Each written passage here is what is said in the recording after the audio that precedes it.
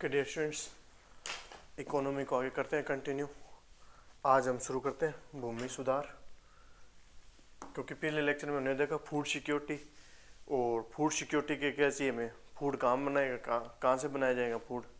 Primary stores में खेती चाहिए कि ज़मीन वगैरह चाहिए, भूमि चाहिए कृषि के लिए। तो उस भूमि से ही हम सब उपजाऊ करेंगे। तो सबसे पहले हमारा लेक्चर ही यहाँ से आता है कि पहले भूमि की चाहिए, ताकि भूमि सुधार करें हम, फिर हम बढ़िया फूड करेंगे तैयार। ठीक है, फिर हमें किसान भी करने होंगे, टेक्नीशियन सब कुछ देखेंगे हम। तो सबसे पहले हम शुरू करते हैं भूमि सुधार। आज भूमि सुधार करने से पहले हम किसानों के टाइप देखते हैं, किसान कितने टाइप के होते हैं। ठीक है, पहले देखते हैं हम किसान या फार्मर।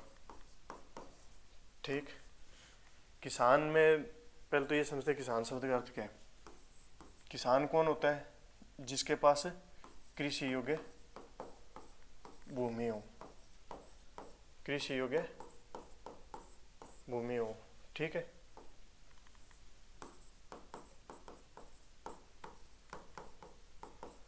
कृषि योग्य भूमि हो, वो कौन होगा? किसान होगा। ठीक है, इसके बाद आता है काश्तकार, और उसके बाद आता है खुद काश्त।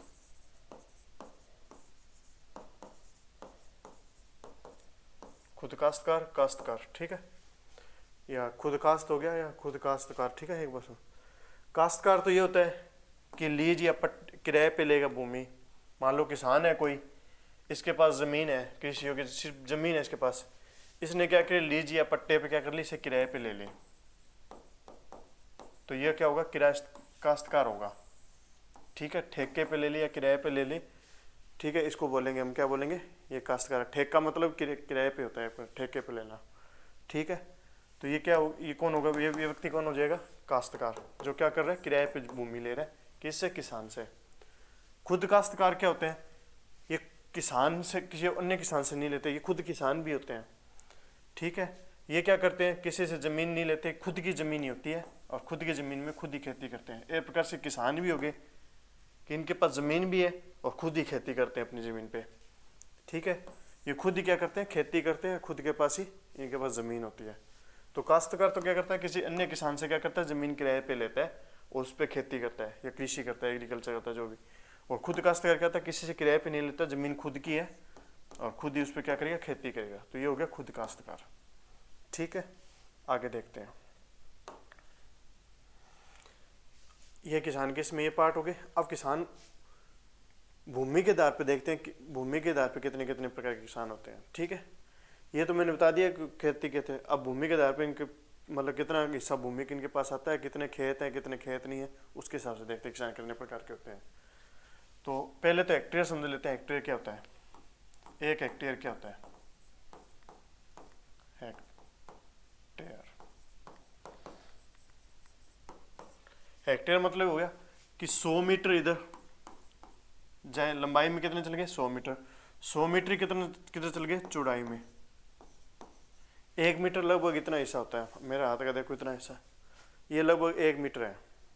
ठीक है, अब ऐसा कितने 100 बार कर लो तो ये हो जाएंगे 100 मीटर। और 100 मीटर इधर जाए, 100 मीटर इधर जाए, तो एक स्क्वायर बन जाएगा ये।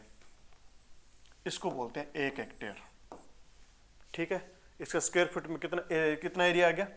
1000, 10,000,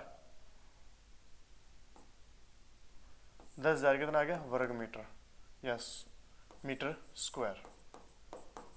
मीटर स्क्वायर या वर्ग मीटर, स्क्वायर को क्या बोलते हैं? वर्ग बोल देते हैं। ठीक है, तो ये एक हेक्टेयर की परिभाषा है। अब इसी के आधार पे देखते हैं किसान कितने प्रकार करते हैं। इसके आधार पे किसान होंगे हमारे पास में 4 प्रकार के किसान होते हैं। पहला होता है सीमांत, फिर होता है लघु, लघु किसान। ठीक है, थर्ड होता है किसान कौन होगा? जिसके पास कृषि योग्य भूमि है, चाहे वो खेती ना ही करता उस पर, वो किसान होगा। थर्ड कौन हो जाता है? थर्ड होता है मध्यम। फोर्थ हो जाएंगे बड़े किसान। ठीक है, आगे किसान नहीं लगा रहा, बस सीमांत किसान, लघु किसान, मध्यम किसान, बड़े किसान। ठीक है, 4 टाइप के किसान हो गए। बस इनके पास कृषि योग्य भूमि होती है। इसके अलावा इनके पास, इनको क्या बोलते हैं, मार्जिनल, इसको बोलेंगे स्मॉल, इसको बोलेंगे मीडियम, इसको बोलेंगे लार्जेस्ट, लार्ज, ठीक है, ये इंग्लिश में इनको हो गया। इसके बाद होता है, अगर इनके पास क्या हुआ 1 हेक्टेयर से भी कम है, मान लो ये खेत है 1 हेक्टेयर का, इससे भी कम इनके पास जमीन है, मान लो इतनी जमीन है कुछ, तो इनके पास क्या हुआ, खेत जो भी भूमि है या एक्स भूमि है इनके पास में, वो क्या है, 1 से भी लेस देन है, 1 से, हाँ 1 से क्या होगी, लेस देन, 1 से भी कम हो, 1 हेक्टेयर से मैं सीधा लिखता हूँ, 1 हेक्टेयर से भी कम हो, तो ये कौन हो जाएंगे, 1 हेक्टेयर से भी कम है तो ये कौन से हो जाएंगे, सीमांत किसान, ठीक है। और जिनके पास में 1 हेक्टेयर से 2 हेक्टेयर के बीच में, वो कौन से हो जाएंगे, लघु हेक्टेयर, मतलब लघु किसान, मतलब एक ऐसा हेक्टेयर और हो, ये 1 हेक्टेयर हो गया, ऐसा 1 हेक्टेयर और जो मान लो ऐसे 2 उनके बीच का कोई हिस्सा हो, मतलब 1 हेक्टेयर से ज़्यादा और 2 हेक्टेयर से कम, तो इनके बीच में इनके पास ज़मीन है कृषि योग्य, तो ये कौन से हो जाएंगे, ये कौन से हो जाएंगे, लघु किसान, ठीक है। अब आगे आता है मध्यम इंसान, मध्यम किसान, मध्यम किसान के पास क्या होगा, 2 हेक्टेयर से 10 हेक्टेयर के बीच में ज़मीन हो, ठीक है। ऐसे कितने से हो, 2 से ज़्यादा हो और 10 से कम हो, तो उनको क्या बोलेंगे, मध्यम किसान। और बड़े किसान किसे बोलेंगे, जिनके पास 10 हेक्टेयर से ज़्यादा ज़मीन हो, ठीक है। ज़मीन बोल रहा हूँ तो बार बार कृषियों की भूमि समझना, तो 10 हेक्टेयर से ज़्यादा ज़मीन है तो उसको क्या बोलेंगे, कौन सा किसान बोलेंगे, बड़े किसान, ठीक है। तो सीमांत किसान 1 हेक्टेयर से कम, लघु किसान 1 से 2, मतलब 2 नंबर है तो 1 से 2, ठीक है। तो आगे तीसरा मध्यम किसान 2 से 10, ठीक है, और 10 से ऊपर वाले बड़े किसान हो जाएंगे, ठीक है। अब इनकी संख्या का अनुपात और देखेंगे अभी थोड़ी देर में, एक हमारे जीडीपी में कितना इनका योगदान है वो सारे इनके देखेंगे अभी आगे, ठीक है।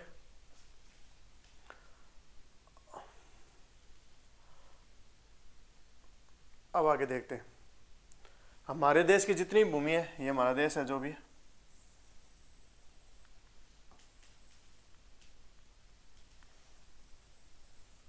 ये हमारा देश है जो भी, मतलब इस तरह से मैं थोड़ा सा सही नहीं बना, ठीक है। ये हमारे पास देश है, इसके पास जितनी भूमि है, कुछ क्या है, कुछ भूमि का तो रिकॉर्ड ही नहीं है हमारे पास में, और कुछ भूमि इसमें क्या खेती करने योग्य है यहाँ जैसे, और कुछ भूमियों क्या है जैसे गुजरात वगैरह में बड़ी बड़ी फैक्ट्रियाँ लगी हुई है, ठीक है, और भी बहुत से राजस्थान में और बहुत से ऐसी जगह हैं जहाँ बड़ी बड़ी फैक्ट्रियाँ लगी हुई हैं। तो कुछ जगह क्या है, पूरे भारत की बात कर रहा हूँ, पूरे भारत में क्या कुछ जगह क्या है लगे हुए फैक्ट्री लगी हुई है, और कुछ हॉस्पिटल है, कुछ स्कूल है, मतलब सर्विस सेक्टर है कहीं, ठीक है। फैक्ट्री होगी, ये भी उद्योग में आ गया, और सर्विस सेक्टर होगी जहाँ उद्योग है और प्लस सर्विस सेक्टर है, मतलब सेवा क्षेत्र है, ठीक है, 2 हो गए। उसके अलावा कुछ ज़मीन जो है खेती की हो गया है, कुछ ज़मीनें, ठीक है। ये मान लो एग्रीकल्चर से रिलेटेड ज़मीनें बना रहा हूँ मैं कहीं कहीं, मान लो पूरे भारत में क्या अंदाजे से बना दी मैंने, ठीक है, जैसे ये एग्रीकल्चर ज़मीनें है, ठीक है। और जो वाइट से बनाया वो मैंने उद्योग को दिखा दिया, ये उद्योग है, ठीक है, ये उद्योग वाली है, ठीक है। और कुछ ऐसी ज़मीन है जिनका रिकॉर्ड ही नहीं मेरे पास, और कुछ ऐसी ज़मीन है जहाँ पे क्या है वन है, फॉरेस्ट है, जिनको अपने यूज़ नहीं ले सकते, वहाँ क्या फॉरेस्ट है जैसे, ठीक है। तो जहाँ बहुत सारे फॉरेस्ट है वगैरह है, ऐसी ज़मीन भी है हमारे पास में कुछ, ठीक है। तो ऐसी ज़मीन भी है हमारे पास में, तो ऐसे रली मिली ज़मीन होगी। अब मैं टोटल ज़मीन निकालता हूँ सारी एक साइड में, ये मान लेता हूँ पूरा इंडिया की ज़मीन है, ठीक है। इसमें से 5% ज़मीन किस में है, और फिर आता है 15%, 5% थोड़ा कम कर देते हैं, ये 5%, फिर आता है 15%, फिर आता है 60%, ठीक, और 5% और 15%, 60% और बाकी कितना बच गया, 20 और 20%, ये 20%, ठीक है। समझ आएगी इतनी। तो इस ज़मीन को क्या कर दिया मैंने, एक मैप में बना दिया, और अब इसका पार्टीशन करते हैं। ये 60% ज़मीन जो किस में है, ये इसका क्या करते हैं अपने एग्रीकल्चर में, ये ब्लू वाली ज़मीन कितनी है, 60% है पूरे देश की, जिसका हम यूज कर रहे हैं खेती में। पर इसका जीडीपी में योगदान कितना है? जीडीपी मतलब पूरे देश ने कितना उत्पादन किया पूरे साल में, या देश की एक प्रकार से आय मान लो, देश ने कितना पैसा कमाया पूरे देश ने, तो ये कितना कमाता है पूरे देश के पैसे में जीडीपी में? 4 से 7%। 4 से 7% ही ये क्या करता है? जीडीपी में योगदान देता है। देख लो, इतनी जमीन लेके बैठे हैं और योगदान बहुत कम है। मतलब इसका मतलब क्या है? भूमि की क्वालिटी हमने, हमारी भूमि जो है वो सही तरीके से डिवाइड नहीं है, या बंटी हुई नहीं है, या उसके अंदर कमी है। तभी तो लैंड रिफॉर्म कराएंगे, इसलिए ताकि हमारा जीडीपी में क्या है? योगदान आए। जो इतनी भूमि देश की क्या वेस्ट हुई पड़ी है, मतलब खेती में लगी हुई है, वेस्ट नहीं मतलब खेती में हुई है, एग्रीकल्चर में इसको यूज भी कर रहे हैं, पर जीडीपी में योगदान तो 4 से 7% ही दे रहा है। तो इसीलिए तो हमें क्या करना पड़ेगा? भूमि सुधार करना है, ताकि क्या करे कि ये जीडीपी में ये भी योगदान ज़्यादा दे और इससे बहुत ज़्यादा उत्पादन हो, और ताकि भूमि की क्वालिटी भी खराब ना हो, ताकि हम उर्वरक वगैरह कम करें। आगे देखेंगे खेती कितनी प्रकार की होती है, सारा उसमें देखेंगे भूमि कैसे बनाया, क्योंकि फूड सिक्योरिटी करनी अपने इकोनॉमी का पहला पार्ट फूड सिक्योरिटी है। तो फूड सिक्योरिटी के लिए ज़मीन तो चाहिए, और जो जीडीपी भी बढ़ाए, ठीक है। और इससे भी कच्चा माल मिलता है, सारा कच्चा माल किससे मिलता है? एग्रीकल्चर से मिलता है, बड़े उद्योगों को। और भी बहुत से हैं, पर बहुत ज़्यादा माल, कच्चा माल, कपड़े के लिए कच्चा माल सारा एग्रीकल्चर से मिलेगा, है ना। तो अब आगे देखते हैं, जो 20% भूमि है, इस पे क्या है? वन है, फॉरेस्ट है। जो मैंने रेड कलर बनाया ना, ये वन, तो इस पे क्या है? फॉरेस्ट है, वन है, सघन वन है, पेड़ पौधे हैं। इनको तो छेड़ना ही नहीं है, क्यों? पेड़ पौधे हमारे लिए जरूरी है, इनको तो छेड़ेंगे नहीं। 20%, क्योंकि इनमें वन्य जीव भी रहते हैं, अभयारण्य भी आते हैं, तो इनको नहीं छेड़ेंगे, क्योंकि ये इनके लिए जरूरी है। इस जमीन को तो हम छेड़ेंगे नहीं, इनकी सेफ्टी जरूरी है। 5% ऐसी है जिसका रिकॉर्ड ही नहीं हमारे पास में, मतलब जहाँ पत्थर है, पहाड़ है, मतलब इस तरह की बनी हुई है, ऊंची ऊंची ऊबड़ खाबड़ है, जिसका रिकॉर्ड अपने ले ही नहीं सकते। इस तरह की जमीन है जिसका रिकॉर्ड ही नहीं ले सकते, ठीक है। इस तरह की जमीन है 5% में, ठीक है। और जो 15% है, उसमें क्या है? उसमें क्या बने हुए हैं? उसमें उद्योग प्लस सर्विस सेक्टर लगे हुए हैं, जैसे हॉस्पिटल है, फैक्ट्री है, स्कूल है, और भी सर्विस सेक्टर से जितने भी बने होते हैं, जितने उद्योग, कारखाने, दुकानें और जो भी आते हैं, सभी इसी के अंदर आ जाते हैं, ठीक है। और ये देश की जीडीपी में कितना योगदान दे रहा है? 85% योगदान दे रहा है। देख लो, जीडीपी में कितना, देश की कमाई में कितना योगदान दे रहा है? जीडीपी एक बार देश की कमाई मान के चलो, ठीक है, ये देश की ये हमारी इनकम मान के चलो पूरे देश की, तो ये जीडीपी में कितना योगदान दे रहा है? 85%, 85% योगदान दे रहा है, और ये 4 से 7% ही दे रहा है, ठीक है। तो इसका मतलब क्या हुआ? ये 4% नहीं, 14% से, 14 से 15% है। 85 इधर ले दिया तो 14% रहा पीछे, क्योंकि इसका तो रिकॉर्ड नहीं है हमारे पास में, और इसको हम छेड़ेंगे नहीं। फॉरेस्ट हम खेती थोड़ी करेंगे, फॉरेस्ट को काट काट के हम खत्म करेंगे तो फिर खराब हो जाएगा सारा। तो ये 14%, ठीक है। 14% अपनी खेती में यूज कर रहे हैं। जीडीपी में योगदान कितना दे रहा है? 14% दे रहा है। 14 से 15% दे रहा है, और ऐसे मान के चलो 15% दे रहा है। और जबकि भूमि कितनी ले रखी है देश की? 60% भूमि ले रखी है। और उद्योग और सेवा सेक्टर ने कितनी भूमि ले रखी है? फैक्ट्री ने और स्कूलों ने और उद्योग दुकानों ने और कारखानों ने कितनी भूमि ले रखी है? 15% ही भूमि ले रखी है, ठीक है। और वो क्या कर रहे हैं? जीडीपी में 85% योगदान दे रहे हैं। तो इसलिए हमें लैंड रिफॉर्म की जरूरत है कि ये भी योगदान ज़्यादा जाए, और इसका भी योगदान रहे, ऐसे नहीं बात नहीं है, पर इसका योगदान भी फुल आ जाए, ठीक है। क्योंकि जितनी भूमि ले रहा है, कम से कम 60% योगदान दे तो फिर तो और ही अच्छी बात है। पर मतलब 60% तो बहुत ज़्यादा हो जाएगा, पर कम से कम इसको 30-40% तो करें, ताकि इतनी क्वालिटी बनाई अच्छी, इतनी जनसंख्या के हिसाब से। तो इतना योगदान दे रहा है जीडीपी की कमाई में। कितना योगदान दे रहा है? 15%, 60% भूमि, ठीक है, जो किसमें? खेती में है, या एग्रीकल्चर खेती के अंदर है, और जो उद्योग के अंदर है या सर्विस सेक्टर में, वो 85% जीडीपी में योगदान दे रहा है। बाकी पे क्या है? वन है, ठीक है। अब हमें लैंड रिफॉर्म कराना है, ताकि हमारी क्वालिटी अच्छी हो और पैदावार ज़्यादा हो, और फूड सिक्योरिटी सभी को दें, ताकि कोई भूख से ना मरे, फिर सारे काम होंगे आगे, ठीक है। अब देखते हैं आगे। तो हमने देखो, ज़मीन को सुधार करने के लिए क्या है, अंग्रेजों के टाइम से सुधार चल रहे थे। पहले का टाइम अलग था, वो हम फिर इतिहास का पार्ट आ जाता है, ठीक है। हम देखते हैं अंग्रेजों के टाइम, कॉर्नवालिस से सबसे पहले आएगी जमींदारी व्यवस्था। आज़ादी से पहले देखते हैं, आज़ादी से पहले क्या हुआ था। फिर 1991 के बाद में देखेंगे, 1991 में लगा था ये 1945, और उससे पहले क्या है? अंग्रेज है भारत में, ठीक है। उससे पहले हमारे बादशाह वगैरह थे, उनके बाद में वो हिस्ट्री का पार्ट आ जाता है, वहाँ देखेंगे। ठीक है, अंग्रेजों के टाइम से शुरू करते हैं ज़मीनों को सुधारने में। उससे पहले फिर नहरों का निर्माण फिरोज शाह और वगैरह करते भी हैं। भारत में नहरें बहुत सी बनती है, सिकंदर, शेर शाह सूरी वगैरह बहुत से आ जाते हैं, वो सब आते हैं, वो इतिहास के पार्ट आ जाते हैं, उनमें देखेंगे डिटेल से। हम अंग्रेजों से शुरू करते हैं। सबसे पहले कॉर्नवालिस आया। कॉर्नवालिस ने क्या किया, 1790 की 92 की बात, 90 की बात है, 1790 में।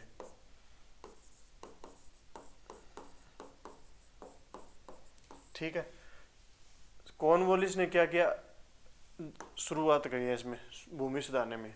ठीक है, हम आज़ादी से पहले देख रहे हैं। ठीक है, अब मैं इनको साफ करते हैं, आज़ादी से पहले की देखते हैं, 1945 से पहले देखते हैं। सबसे पहले सुधार करना शुरू किया कॉर्नवालिस ने। तो कॉर्नवालिस ने सबसे पहले कौन सी व्यवस्था लेके आए, जमींदारी व्यवस्था या स्थायी बंदोबस्त व्यवस्था।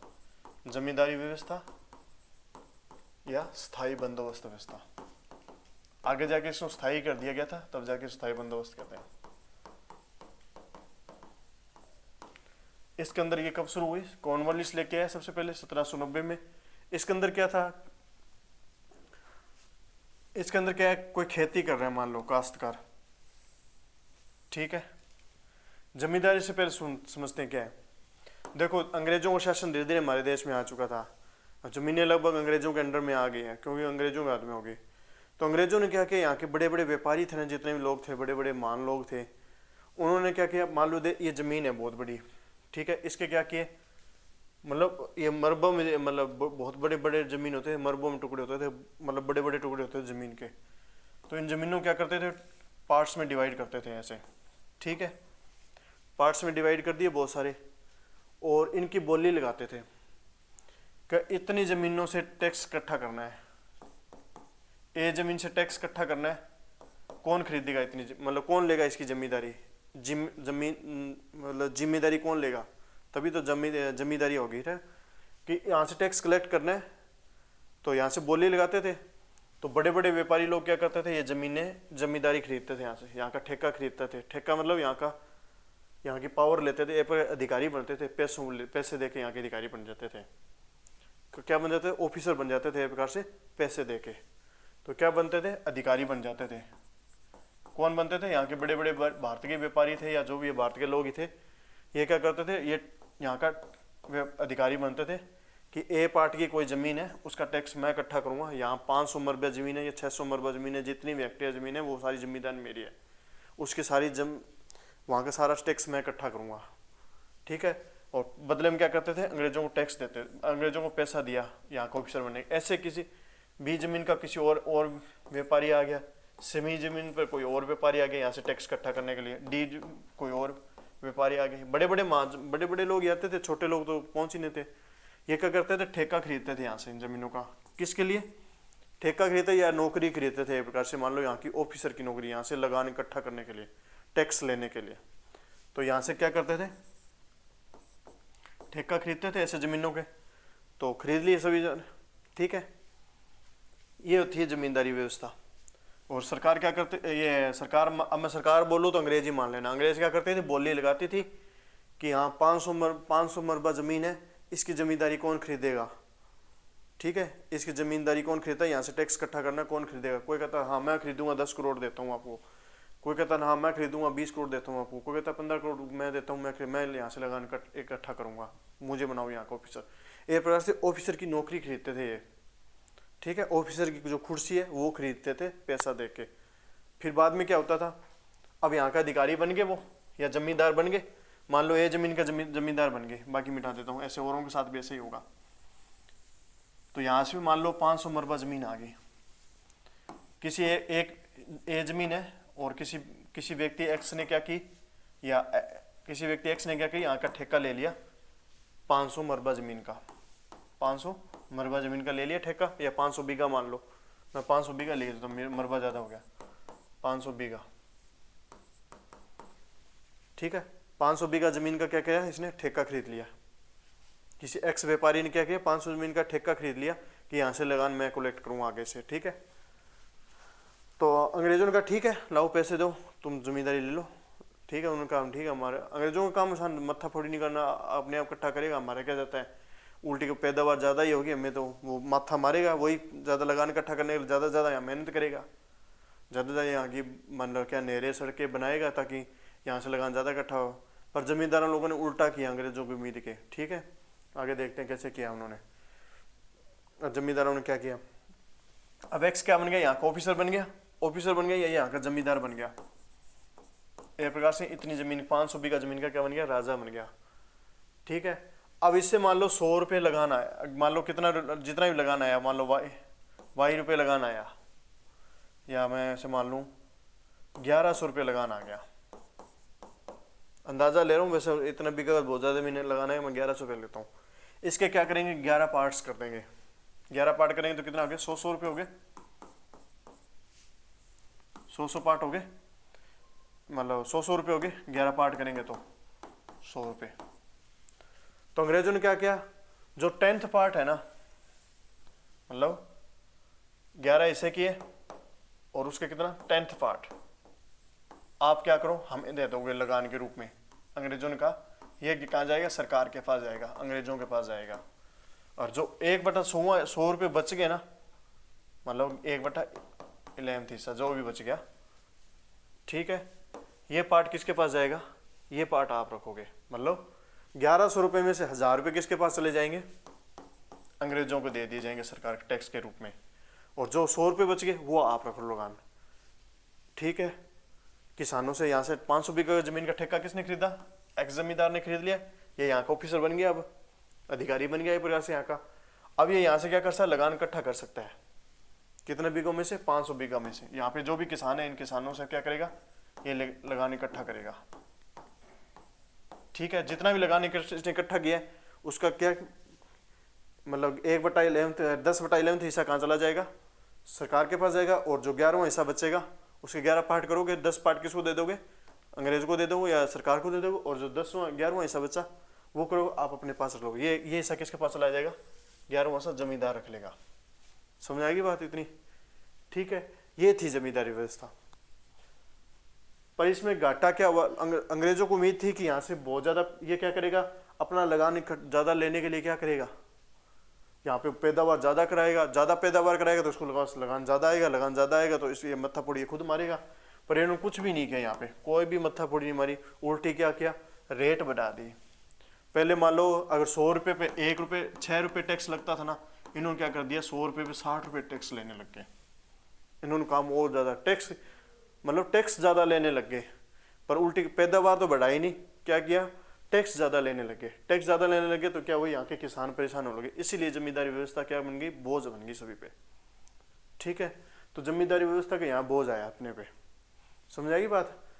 पहले 6 रुपये टैक्स लगता था मान लो, ठीक है, और इन्होंने क्या कर दिया, 6 रुपये बजाय अब 60 रुपये टैक्स लेने लग गए ये जमींदार। ये और ज़्यादा शोषित हो गए। 6 रुपये हालांकि देखें तो अकाल पड़ जाए या बाढ़ आ जाए तो 6 रुपये भी बहुत ज़्यादा टैक्स होता है, पर इन्होंने क्या कर दिया, 60 रुपये फिक्स कर, मतलब 60 रुपये टैक्स लेने लगे, 50 60 70 रुपये तक टैक्स लेने लगे थे ये जमींदार। इतने मतलब इतने ज़्यादा क्या हो गए थे, टॉर्चर करने लगे थे। जमींदार ऐसा क्यों करते थे, पहला तो उनको था कि हमने 10 करोड़ रुपये लगाया, हमने जमींदारी खरीदी है तो हमें क्या फ़ायदा, हम कहीं से तो पैसा पूरा करेंगे, तो इसलिए पहले हम ये करते थे।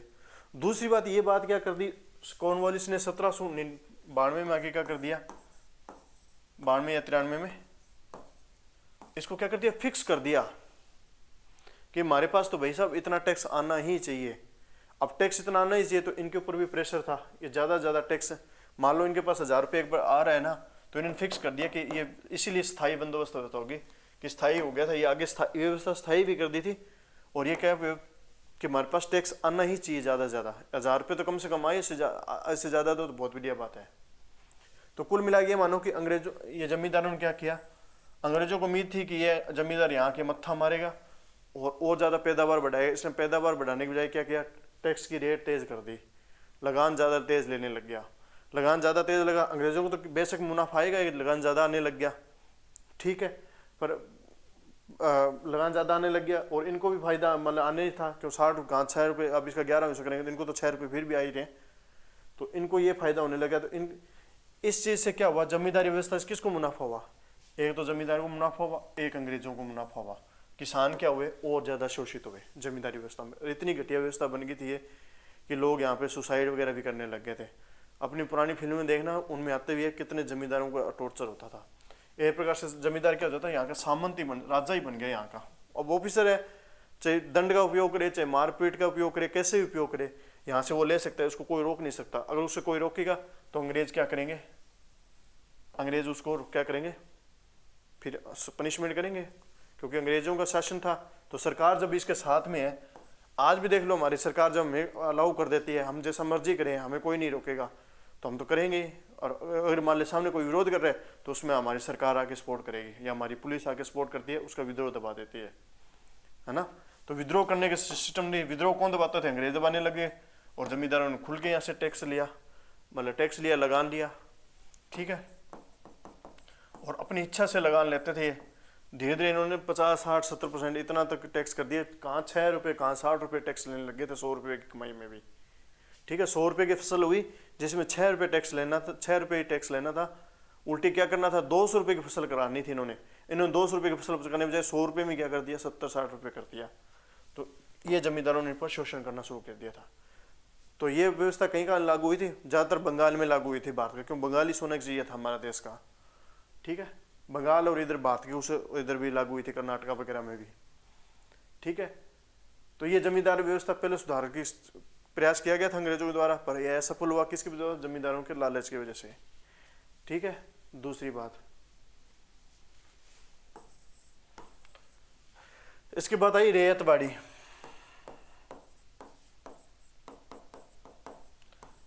ठीक है। रेयतबाड़ी शिवाजी के टाइम भी चलती थी, बाद में अंग्रेजों के टाइम भी आई है। अंग्रेजों ने क्या किया, अंग्रेजों ने इसमें क्या कर दिया, ये व्यवस्था, वो तो व्यवस्था लग रही थी भारत की, ये व्यवस्था कहीं और लगाई बाद में, ये इधर की ओर लगा दी, मतलब बम्बई में लगाई ज़्यादातर, भारत के हिस्से में लगाई ज़्यादातर इन्होंने। रेतवाड़ी व्यवस्था इधर लगाई थी, और वो वाली व्यवस्था कहाँ लगाई थी, जमींदारी व्यवस्था, जमींदारी व्यवस्था लगभग बंगाल में लगाई थी, और इधर के थोड़े बहुत हिस्सों में यहाँ लगाई थी।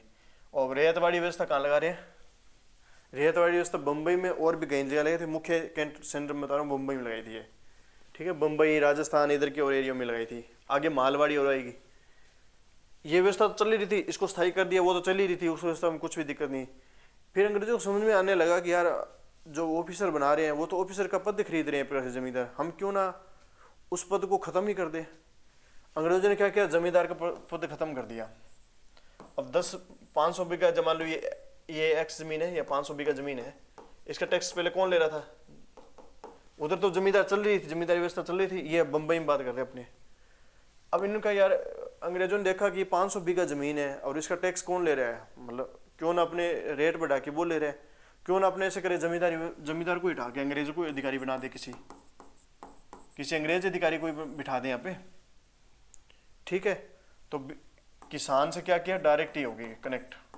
यहाँ ये 500 बीघा जमीन है और यहाँ किसान बैठे हैं। अब इनसे टैक्स कौन ले रहा है, इनसे टैक्स डायरेक्ट कौन ले रहा है, अंग्रेज सरकार लेने लगी, मतलब अंग्रेज ही लेने लगे डायरेक्ट, जमींदार को हटा दिया, ठीक है। और कोई टैक्स नहीं देता था, लगान नहीं देता, तो इसका निर्धारण करता था कलेक्टर, और कलेक्टर क्या करता था, वो जमीन छीन लेता था, इन काश्तकारों को बर्खास्त कर देता था। इन काश्तकारों या जमीन किसानों क्या करता था, यहाँ से उठा देता था। ऐसे यहाँ होते थे, अगर कोई यहाँ टैक्स नहीं देता तो इनको बर्खास्त कर देते, इनसे जमीन ले ली जाती थी। ये जमींदार जमीन ले सकता था, ठीक है।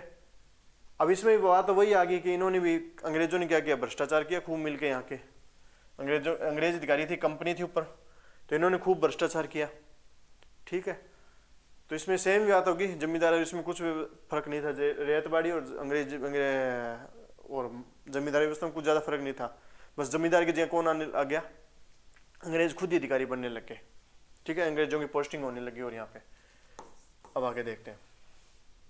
तो ये दोनों तो लगभग एक जैसी थी। और कहाँ लगाने, ये बम्बई इसका मुख्य केंद्र था। मान के चलो, ये मान के चलो, ये बंगाल में लगी थी और ये बम्बई में लगी थी, ठीक है, ऐसे मान के चलो। अब आती है महालवाड़ी व्यवस्था। महालवाड़ी व्यवस्था ज़्यादातर यहाँ नीचे की ओर लगी थी, ऐसे मान के चलो, भारत के हिस्से में, ठीक है।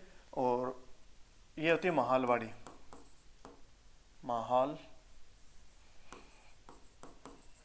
व्यवस्था, ठीक है, इन्होंने इसको किसने शुरू किया था, रैयतवाड़ी को किसने शुरू किया था, इनके नाम मैं थोड़े भूल गया हूँ, थोड़ा इंटरनेट पर सर्च मान लेना। रैयतवाड़ी किसने, टॉमस मुनरो वगैरह ऐसे आगे थे, उन्होंने शुरू किए थे। ठीक है, अब मालवाड़ी व्यवस्था देखते हैं।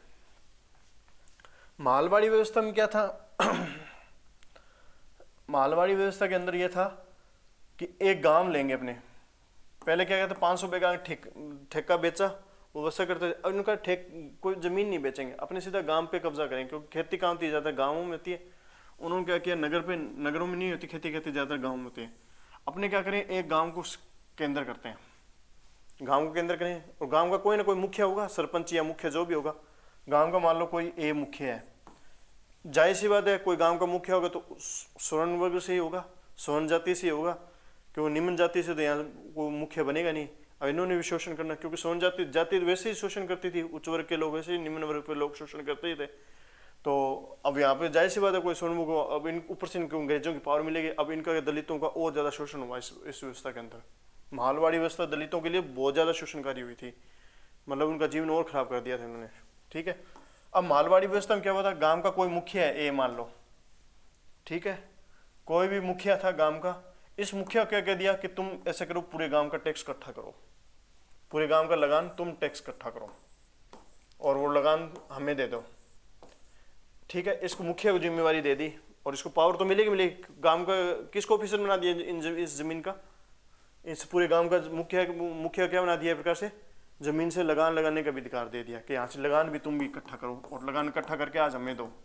जैसे मान लो आज गांव का सरपंच है, वही आपसे टैक्स लेने लगे और अपनी इच्छा अनुसार लेने लग जाए आज के टाइम में मान लो, तो वो सरपंच अपने हिसाब से टैक्स लेगा और सारा इकट्ठा करके टैक्स को दे, सरकार को दे, और अपना कुछ हिस्सा उसमें से रख ले। सेम जैसे ऊपर आता हो रहा था, बस मुखिया चेंज हो रहे थे। पहले हम जमींदार लेते थे, जमींदारी ठेके पे खरीदी है, दूसरे में अंग्रेजों ने बनाई थी, और मालवाड़ी में क्या किया, गांव को बना दिया। महल मतलब गांव होता था, एक गांव को ही मुखिया ले लिया जाता था पूरे। ठीक है, इसमें गांव के मुखिया को क्या, तुम्हें कोई पैसा दे के तुम्हें खरीदने की जरूरत ही नहीं है, तुम जमींदारी व्यवस्था खरीदो ही मत। जहाँ इनकी पहुंच नहीं होती थी अंग्रेज, वहाँ के उन्होंने मालवाड़ी व्यवस्था चला दी, क्योंकि अंग्रेज अभी धीरे धीरे पैर पसार रहे थे। फिर वही बात, गांव का मुखिया समझ जाता था, और ये क्या करते थे, दलितों पे शोषण करते थे, या किसानों पे, नीचे की जातियों पे क्या कहते, निम्न जातियों पे क्या किया इन्होंने। निम्न जाति ऐसे जरूरी नहीं थे कि दलित थे, और भी थे, वैश्य वर्ण से भी आते थे जो किसान थे, जैसे मान लो। ठीक है, वैश्य वर्ग के लोग भी तो किसानी खेती, पहले हमारा व्यापार का स्रोत कैसी कृषि था, खेती था। तो ये गांव का मुखिया क्या करता, टैक्स इकट्ठा करता था और उनको देता था। ठीक है, और इस तरह से व्यवस्था चलती थी। एक सेकेंड आया,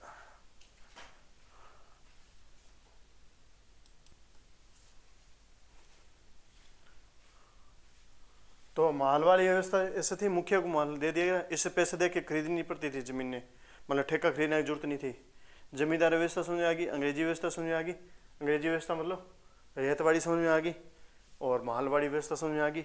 इसके अलावा और भी था, भूमि अधिग्रहण सिस्टम भी चलता था इनका, वो इतना इम्पोर्टेंट नहीं है। मेन 3 यही व्यवस्था थी। टैक्स भूमि सुधार में इन्होंने प्रयास किए थे, पर इन अंग्रेजों ने सारे प्रयास किए थे टैक्स ज़्यादा लेने के लिए, ताकि उपज ज़्यादा हो, बढ़ोतरी हो, ताकि ये क्या जिनको मुख्य बना रहे हैं क्या काम फोकस करे, ये काम पे फोकस करे, उनका उत्पादन ज़्यादा बढ़े। पर इनको काम उल्टा कर दिया इन्होंने बढ़ाने बजाय उन पे और ज़्यादा टॉर्चर कर दिया। किसान यहाँ क्या मारे गए, यहाँ से हमारे पे शोषण शुरू हुआ था किसानों पे, क्यों अंग्रेजों को खूब फायदा हुआ, यहाँ से पैसे खूब मिले, खूब टैक्स मिला, पर सबसे ज़्यादा शोषित कौन हुए, किसान हुए। इतने किसी के काल में नहीं हुए जितने अंग्रेजों के टाइम में हमारे किसान शोषण हुए, बहुत ज़्यादा टॉर्चर हुआ। ठीक है, ये तो एक मदर इंडिया फिल्म भी है, उसमें देखना बहुत ज़्यादा कितना शोषण होता है उस पर। ठीक है, मालवाड़ी व्यवस्था समझ आ गई। और इसका क्या था, मैकेंजी ने शुरू किया था इसको, और इसको मुनरो ने किया था शुरू, रैयतवाड़ी को मुनरो ने। और भी थे व्यक्ति, मैं खास नाम बता रहा हूँ, मैकेंजी ने और वो कॉर्नवालिस ने। ठीक है, ये लगभग 1819 के आसपास शुरू हुई थी। ठीक है, ये लगभग हुई थी, ये कुछ 1795 के आसपास ये शुरू हुई थी। बस ये 95 इन्हीं के आसपास शुरू होती है सारी व्यवस्थाएं, क्योंकि धीरे धीरे अंग्रेज अपने पैर पसार रहे थे इंडिया में, और धीरे धीरे अपने काम चला रहे थे। तो ये तो थी आज़ादी के पहले की बात, ये बातें। ठीक है, अब इन व्यवस्थाओं ने खूब शोषण किया, खूब किसानों को खत्म कर दिया, लास्ट में आते इतना तंग कर दिया किसान, बहुत से किसानों ने सुसाइड भी की, बहुत से लोगों ने संघर्ष किया, लड़ते पड़ते हमारा देश कैसे। फिर हम देखते हैं आगे जाके अंग्रेजों ने फिर स्वतंत्रता आंदोलन भी चला, कांग्रेस की स्थापना होती है और होती है, फिर कुल मिला के अपना देश आज़ाद होता है। अब देश आजाद होते हैं हम सबसे पहले दुश्मन कौन है हमारा, जमींदारी है, हमें जमींदार को उठाना है। जमींदार को उठाने के लिए हमने क्या किया, संविधान का पहले संशोधन भी किया था। पहले पता नहीं कौन संशोधन किया संविधान का, संशोधन करके क्या लाए थे हम, संशोधन पहला नहीं किया था, कॉन्स्टिट्यूशन अमेंडमेंट भी किया था, और जिसमें संपत्ति का अधिकार और आर्टिकल 19 में से मैंने कुछ छेड़खानी की थी, संपत्ति का अधिकार को उठाया।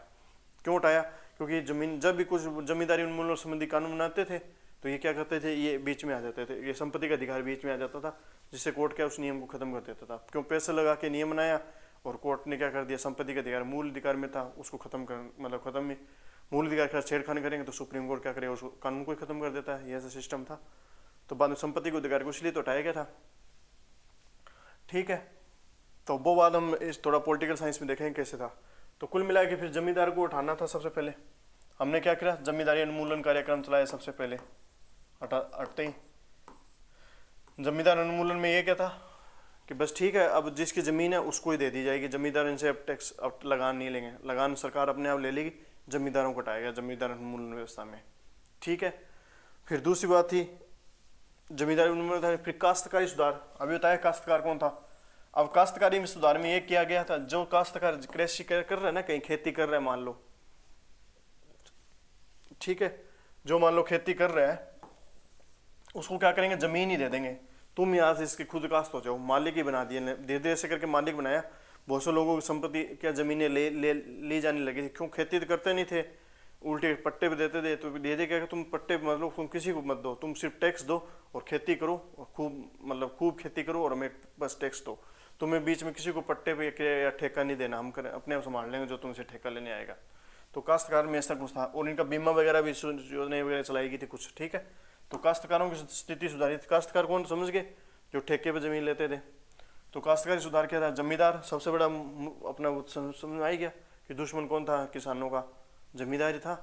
अंग्रेज तो चले गए थे और माल मुख्य अपने खत्म कर ही दिया था। क्यों, पंचायती राज व्यवस्था शुरुआत में आई नहीं, तो मालवाड़ी वैसे ही खत्म होगी, सिर्फ एक जमींदारी बची थी। जमींदार क्यों, वो इंडिया के व्यापारी थे, उनको हटाने के लिए सब काम करना पड़ा।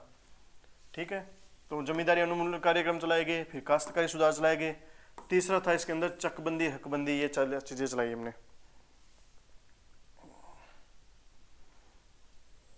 ठीक है, चकबंदी और हकबंदी, ये देखो चकबंदी और हकबंदी, चकबंदी और हदबंदी।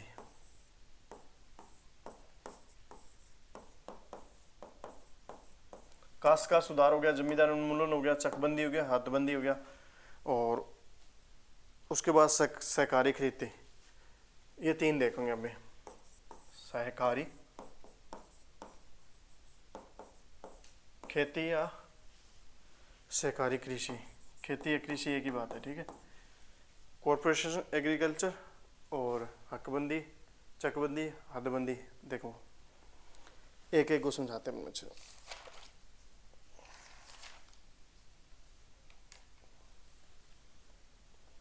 इससे समझने पहले अपने थोड़ा समझे भूमिका डिवीजन और भूमिका अपविभाजन। पहले हम ये दो पार्ट समझते हैं, भूमिका का अप या उपविभाजन, उपविभाजन कर लेते, उपविभाजन। ठीक है, और दूसरा ले लेते हैं इसी में भूमिका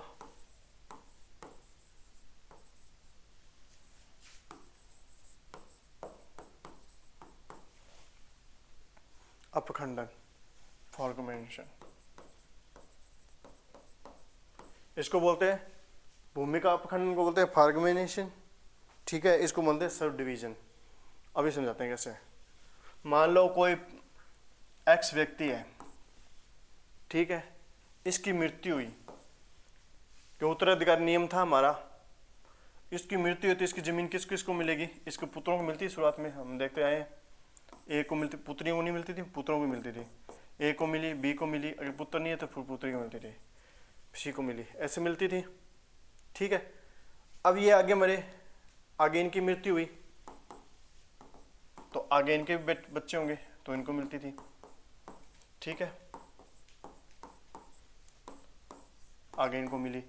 मान लो इसके पास क्या 100 बीघा जमीन थी, मान लो 100 बीघा, क्या मान लो 100 बीघा बहुत ज्यादा बोल दिया, मान लो 10 बीघा जमीन थी इसके पास में, 12 बीघा जमीन, अपने मानते हैं 9 बीघा जमीन थी। 9 बीघा में क्या हुआ, 3-3 बीघा आ गए दोनों तीनों भाइयों के पास में। अब आगे इनके 3-3 और टोटे हो गए, 3-3 पुत्र और मान लो, सभी के 3-3 पुत्र और है मान लो, ठीक है। तो ये और डिवीजन होगा आगे, तो इनके पास क्या है, 1-1 बीघा आया लास्ट में। 9 बीघा कितने में चला गया, कहाँ 9 बीघा एक व्यक्ति के पास में था, हर कहाँ उसका डिवीजन हो गया, कहाँ चला गया, 1-1 बीघा आ गया जमीन का। तो इससे बोलते कृषि का उप विभाजन। जैसे जैसे बाप दादा मरते गए जमीनें क्या हो गई, छोटी होती गई, ठीक है। जमीनें छोटे होने के कारण क्या क्या खराबी होती है, ये तीनों भी देखते हैं। अब बोलते हैं भूमि का अपखंडन। कि जमीनों को विभाजन होने का कारण क्या है, अभी उसके कृषि उत्पादकता को कैसे प्रभावित करती है वो अभी कारण देखते हैं एक बार।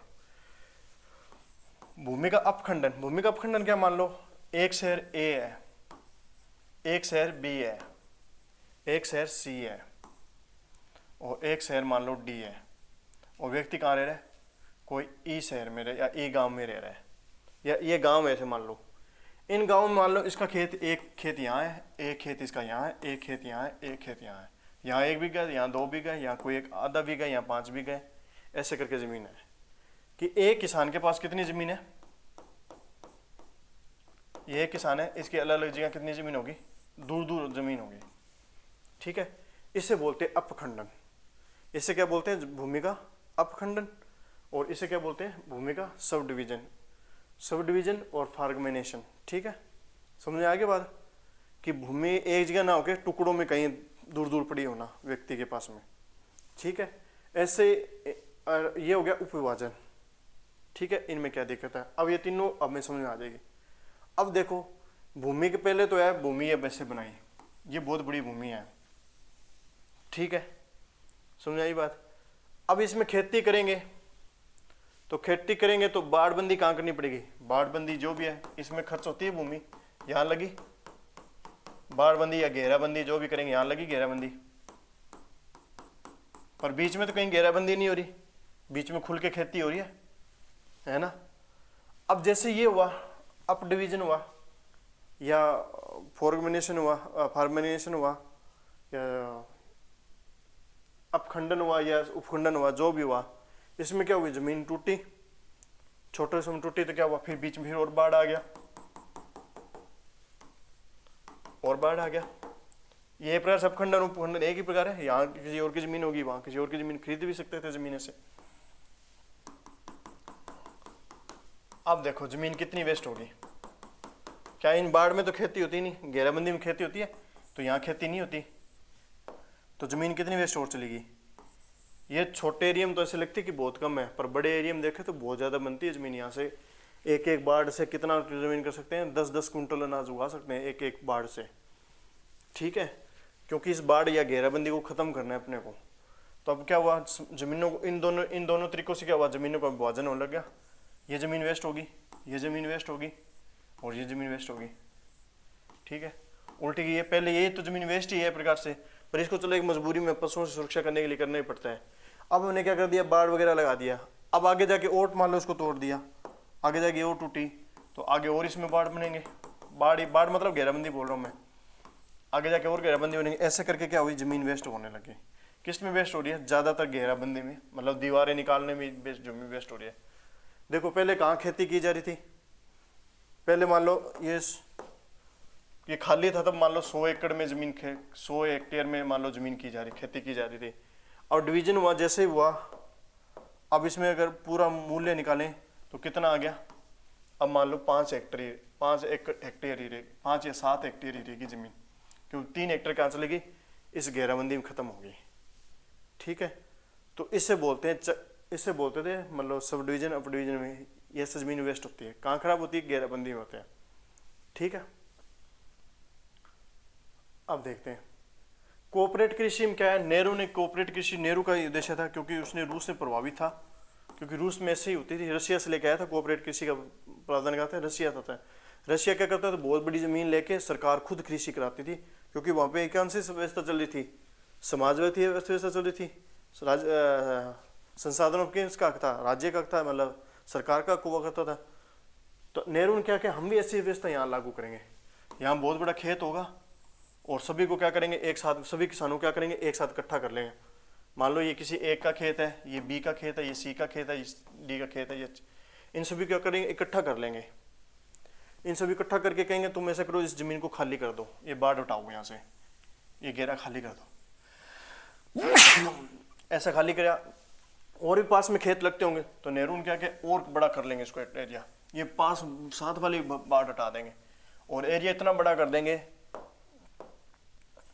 नेहरू जी ने क्या किया, इतना बड़ा एरिया कर लेंगे ताकि बाढ़ ना लगानी पड़े, यहाँ सरकार बहुत अपने आप सेट कर देगी। और इसमें जितने भी किसान थे इन सभी को साथ इकट्ठा कर लेंगे। बीच वाला क्या किया, बीच वाला जो घेराबंदी है, बाढ़ बंदी है, उसको क्या करेंगे, हटा देंगे, हटा दिया।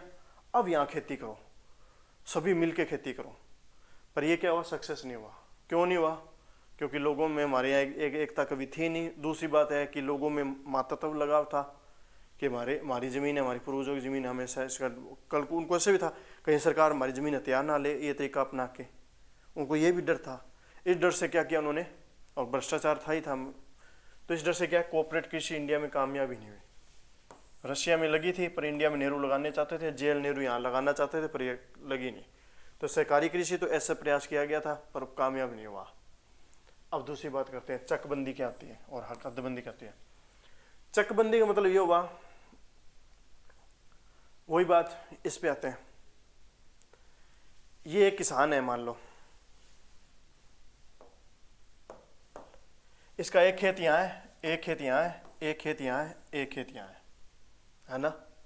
ऐसे मान लो कोई, ये किसान हो गया, ऐसे मान लो दूसरा किसान हो गया, ठीक है। इसका भी एक खेत यहाँ है, एक खेत यहाँ है, एक खेत यहाँ है और एक खेत कहीं और है, ठीक है। ऐसे करके एक व्यक्ति और ले लेते, ये मान लो एक व्यक्ति और ले लेते, ये यहाँ है, इसका खेत यहाँ है, इसका खेत यहाँ है और इसका खेत यहाँ है। ऐसे करके मन में बना लेता हूँ उनके खेत, ठीक है, दूर दूर ना बनाऊँ, ज़्यादा कंफ्यूजन हो जाएगा। जो ज़मीन है उसमें बताते हैं, इसे गाँव के अंदर ही, ठीक है। इनको बोला गया, चकबंदी का मतलब ये था कि आप ऐसे करो, रेड वाला है ना तो रेड वाले को ये ज़मीन दे दो, आप ब्लू वाले कहते हैं आप ब्लू वाली सारी यहाँ से ले लो, तो ब्लू वाले को बोला कि सारी आप रेड वाले की ज़मीन भी आप ही ले लो, जितनी ज़मीन आप यहाँ ले लो, और ब्लू वाले को यहाँ दे दी और रेड वाले का आप पूरे अपनी ज़मीन यहाँ ले लो, ठीक है। ये इनको वहाँ दे दो, आपकी ज़मीन यहाँ पड़ी है, आप अपनी ज़मीन वहाँ दे दो उसको, और उससे आपकी ज़मीन यहाँ ले लो ताकि आप अपना बड़ा बनाओ। ये बात है, घेरा टूटेगा बीच में से, अगर ज़मीन मिलेगी, जितनी ज़मीन मिलेगी तो क्या होगा, घेरा खत्म होगा बीच में से। काम वही कर रहे हैं, चकबंदी काम क्या कर रही है, वो घेरा खत्म कर रही है। जो बीच में बाढ़ बने हुए हैं, घेरे बने हुए हैं, उनको खत्म करने का काम करती है, क्यों, ज़मीन खेत का साइज बड़ा किया जा रहा है यहाँ पे, ये देखो। और अगले एक और क्या कहा कि ये आला आप ले लो। ऐसा करके बहुत सी चीज़ें चलाई गई, ठीक है। सीधा सा उदाहरण है, कोई एक व्यक्ति यहाँ खड़ा है और दूसरा व्यक्ति कहीं और है, दोनों की ज़मीन साथ साथ में लग रही है, पर इनके बीच में जो घेरा आ रहा है ना, वो क्या कर रहा है, खराब कर रहा है। मान लो ये ज़मीन है, ये ज़मीन है, पर इनके बीच में जो घेरा आ रहा है ना, ये क्या कर रहा है, खराब कर रहा है। ये ए का खेत है, ये बी का खेत है, और यहाँ पे एक पास में और है, यहाँ पे क्या ए का खेत है और बी का खेत है। उसने कहा बी वाले तू यहाँ चला जा, सेम ज़मीन है, सेम बराबर है ज़मीन, ठीक है। बी वाले तू यहाँ चला जा और ए वाले का तू यहाँ आ जा। अब ये बीच में से ख़त्म कर दे, ये घेरा ख़त्म कर दे। अब बी का खेत भी बड़ा हो गया और ए का खेत भी बड़ा हो गया, दोनों के खेत बड़े हो गए, है ना। तो क्या घेरा खत्म हो रहा है, जो बीच में घेरे आ रहे हैं वो खत्म हो रहे हैं ना। कोऑपरेट कृषि भी कामयाब नहीं हो रही। चकबंदी में क्या किया गया था कि चक मिलाओ, मतलब जगह जगह चक पड़े ना व्यक्ति के, उन चक को क्या साथ में मिलाओ, खेत को सारे बड़ा खेत बनाओ व्यक्तियों के। जो टोटो में खेत पड़े ना, कैसे पड़े हैं, अब खंड में खेत पड़े, उन खेत को मिला के बड़ा बनाओ। पास में खेत है तो उसको वहाँ भेज दो, वहाँ भेज दो, ठीक है। ऐसे करके बड़े खेत बनाओ ताकि फसल ज़्यादा हो पाए। पर यह भी कामयाब नहीं हुई। क्यों नहीं हुई, किसी की ज़मीन मान लो शहर के पास में है और किसी की ज़मीन बहुत दूर है शहर से, तो वो इस चीज़ को बर्दाश्त नहीं करेगा। क्यों, उसकी ज़मीन की कीमत ज़्यादा है ना। तो वो कहेगा नहीं यार मैं तो नहीं करूँगा, मेरी ज़मीन की कीमत इतनी ज़्यादा है, मैं वहाँ क्या लूँ। आने वाले 10 साल बाद यहाँ कीमत होगी 10 करोड़ और वहाँ कीमत बढ़ेगी 1 करोड़ ही। आज तो मान लो बराबर है मूल्य है दोनों का, पर 10 साल बाद तो कुछ ज़्यादा भी हो सकता है। तो ये चकबंदी ऐसे फेल हुई। दूसरा क्या है कि अपने यहाँ भावनात्मक विकास होता है, भूमि का मन तो अपनी माता बांधते हैं कि नहीं नहीं हम हमारी भूमि नहीं देंगे, हमारी पूर्वजों की शान है, हमारी जान है, या जो भी है हमारी निशानी है पूर्वजों की, हम इसे नहीं मतलब एक दूसरे को नहीं टांग करेंगे, हम हमारे पास रहेंगे। माता तब मतलब लगाव हो गया एक प्रकार से भावनात्मक मतलब लगाव भी थे। ठीक है, दूसरा लालच भी था, पर तीसरा कारण भ्रष्टाचार भी था। कुछ अधिकारी क्या करते थे, मतलब पैसे लेके बड़े से अपनी जमीन पास में करवा लेते थे शहर के पास में, और दूर छोटे जो कमजोर थे उनको दूर फेंक देते थे। ऐसा भ्रष्टाचार भी चलता था। तो कुल मिला के ये कारण आए थे, भ्रष्टाचार, मात्र भावनात्मक लगाव, और ठीक है ये कारण इसमें बने। और इन्होंने क्या किया, चकबंदी को फेल कर दिया। ठीक है, कोऑपरेटिव कृषि समझ में आई। कोऑपरेटिव कृषि कामयाब नहीं हो पाई, चकबंदी को लगाना शुरू किया, चकबंदी भी कामयाब नहीं हुई। ठीक है, अब हदबंदी रहेगी। हदबंदी का मतलब यह है कि हद कर दी, हद होगी, मतलब समझ में आ गया आपको। हदबंदी का मतलब ये हद है। मान लो किसी के पास क्या है, 10 खेत है, 1 2 3 4 5, मान लो 6 खेत है किसी के पास में, और किसी के पास में 2 खेत है, और किसी के पास 1 ही खेत है। तो सरकार ने क्या किया, आप ज़्यादा से ज़्यादा 10 खेत खरीद सकते हो, या 10 बीघा ज़मीन ज़्यादा से ज़्यादा ले लोगे, या ऐसा एक नियम निकाल दिया कि हद होगी, इससे ज़्यादा अगर आप ज़मीन आप लोगे ना तो आपसे हम ले लेंगे, या जिसके पास है तो उससे सरकार ले लेगी। हदबंदी मतलब हद से ज़्यादा जिसके पास ज़मीन है ना, मान लो एक लिमिट ले ली 10 बीघा। अब 10 बीघा से ज़्यादा ज़मीन, मान लो किसी के पास 12 बीघा ज़मीन है, ठीक है, इसके पास 12 बीघा ज़मीन है, तो इसे क्या करेगी, 2 बीघा सरकार ले लेगी। ठीक है, और इससे ज़्यादा कोई खरीदने की कोशिश भी नहीं करेगा। तो हद लगाई, मतलब हदबंदी कर दी कि हद करो, बंद करो, ज़्यादा हद होगी यार, बहुत ज़्यादा, और कितनी के लोगी ज़मीन। तो हदबंदी का मतलब ये है कि रोक लगाइए ज़मीनों पे, ज़्यादा रोक मत लो। मतलब जिसके पास ज़्यादा है तो उसके ज़मीन का अधिकरण कर रही थी सरकार, अपने अंडर में ले रही थी। ये भी कामयाब नहीं हुई। क्यों नहीं हुई, क्योंकि यहाँ पे जनसंख्या का दबाव बना, लोगों को, ऐसे सरकार को इतनी पावर भी नहीं है क्योंकि कॉन्स्टिट्यूशन था, तो ये भी कामयाब नहीं हुई। तो ये सारी असफल रही सारी व्यवस्थाएं। ठीक है, इसके अलावा और भी बहुत सी व्यवस्थाएं थी। ठीक है, वो उनका देखते हैं। उन्मूलन थे, भूमि उन्मूलन वगैरह, सारे भूमि सुधार में आए थे, नियम आए थे कुछ। ठीक है,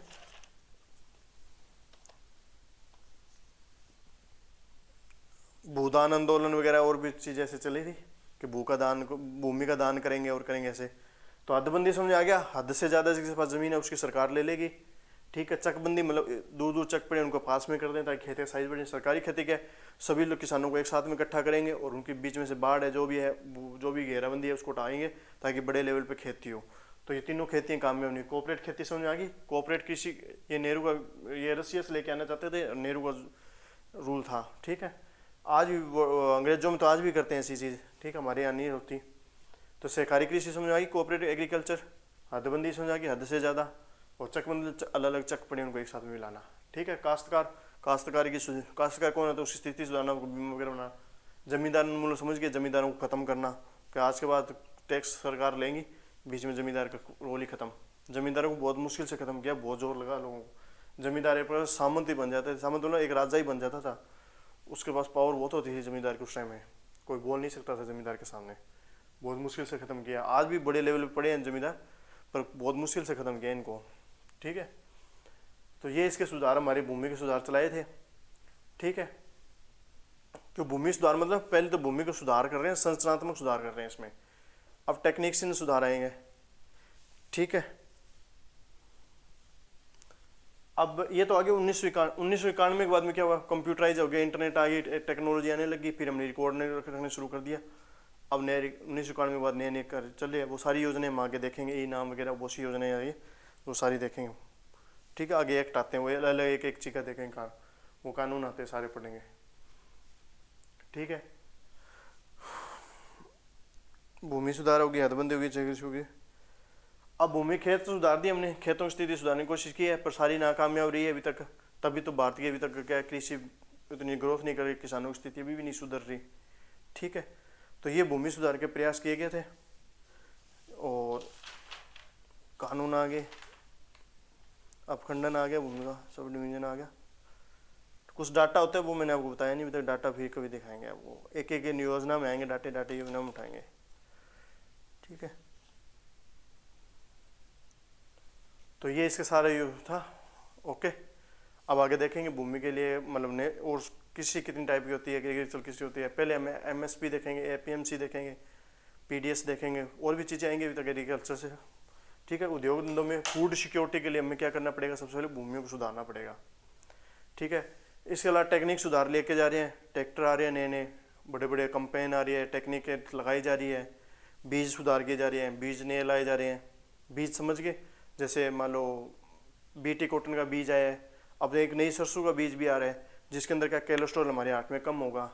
ठीक है, सरसों का ICR है ना, अपना इंडियन काउंसिल एग्रीकल्चर है, काउंसिल एग्रीकल्चर रिसर्च सेंटर है, वो क्या कर रहा है, सरसों का बीज तैयार कर रहा है एक ऐसा जिससे क्या कोलेस्ट्रॉल कम हो, हार्ट अटैक कम आए और जिससे पोषक तत्व भी ज़्यादा हो। और चावल का भी ऐसा बीज तैयार कर रहे हैं जिसमें और भी न्यूट्रिशन आए, अच्छा बीज तैयार करें क्वालिटी हो, जिससे प्रदूषण भी कम हो, पोल्यूशन भी कम हो।